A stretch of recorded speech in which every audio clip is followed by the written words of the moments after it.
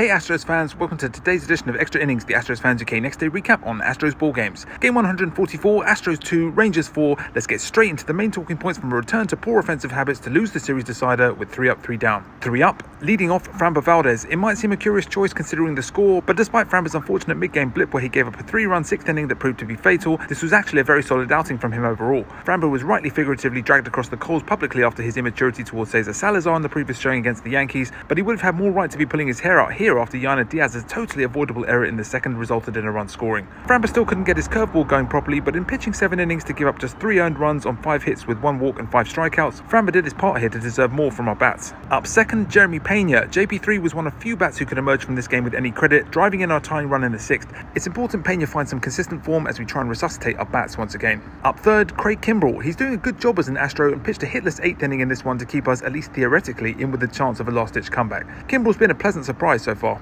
3 down, first out, the offense. In a game of little hitting, unfortunately we brought very little to the party with our bats. After the rich rewards reaped from the patient and considered approach at the plate in the previous game, we inexplicably regressed as an offensive unit and slipped back into the bad habits that have plagued us in recent weeks, with an 8-pitch 2nd inning, an 8-pitch 4th, a 9-pitch 8th and a 10-pitch 9th. We were facing a pitcher in Patrick Corbin for the Rangers who had an ERA of over 7 in August, yet we only drew 1 walk all game as we made life so easy for him here and ended up paying the price. Second out, Yana Diaz. I touched upon it earlier, but Yana's error in the second to concede the opening run of the game was a jaw-dropping moment. To start with, Yana somehow let a strike 3 pitch from Framber that wasn't really in the dirt to get by him, then he slipped on the Rangers' painted logo on the turf behind home plate before still trying to throw the hitter out of first on the drop strike 3. Was the batter outside of where he should be running? Probably. But why was Yana so hellbent on making the throw and getting it wrong? If he doesn't throw that, then the lead runner has to stay at third and Framber has a chance to still escape the inning unscathed. Maddening stuff. Third out, Jose Altuve. I hate to keep including him, but with another 0-for-4 day at the plate with 2 strikeouts, the little boss badly needs a reset. A couple of extra points to finish on.